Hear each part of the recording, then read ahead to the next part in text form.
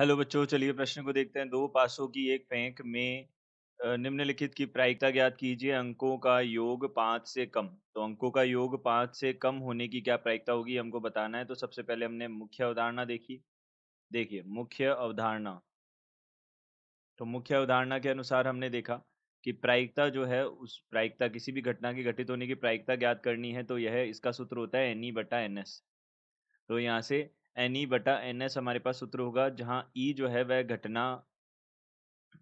के अनुकूल घटना के अनुकूल संभावनाओं का समुच्चय है। घटना के अनुकूल संभावनाओं का समुच्चय है, का समुच्चय है।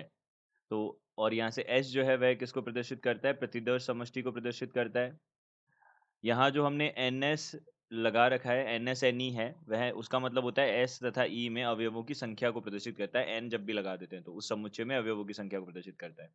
तो यहाँ से देखिए, दो पासे जब फेंके जाते हैं तो देखिए, दो पासे जब फेंके जा रहे हैं तो हमारे पास में जो एस बनेगा, प्रतिदर्श समष्टि, वह किस प्रकार से बनेगा। देखिए, ऐसा हो सकता है एक एक आ जाए दोनों पे, पहले और दूसरे दोनों पे एक एक आ जाए, पहले पे एक आ जाए, दूसरे पे दो आ जाए, पहले पे एक आ जाए, दूसरे पे तीन आ जाए। इसी प्रकार से पहले पे एक आ जाए, दूसरे पे छः आ जाए। इसी प्रकार से दो एक, दो दो, दो तीन, और यहाँ से हमारे पास में कितना हो जाए, दो छः आ जाए।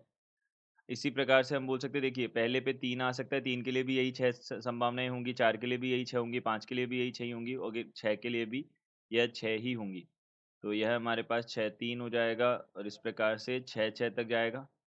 इसमें हमारे पास अवयवों की संख्या जो है वह कितनी हो जाएगी, 36 हो जाएगी। यह 36 हो जाएगी। अब देखिए, यहाँ पे ई जो है वह हम घटना ले लेते हैं, अंकों का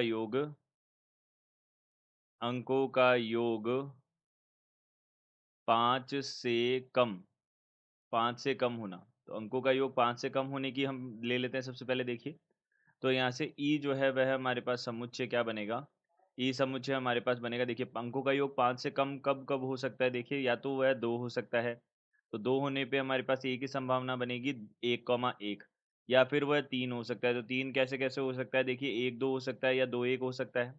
इसके बाद में 4, तो 4 कैसे हो सकता है, 1 3 या 3 1, या फिर हम बोल सकते हैं 2-2, यह संभावनाएँ हो सकती है 4 होने की। अब देखिए, 5 से कम होना चाहिए, तो 5 से कम है तो यहाँ अब 4 तक ही जा सकते हैं, 5 ले नहीं सकते। तो यहाँ पे हमने बोला यह हमारे पास कुल संभावनाएँ हो जाएगी, तो 1 2 3 4 5 6।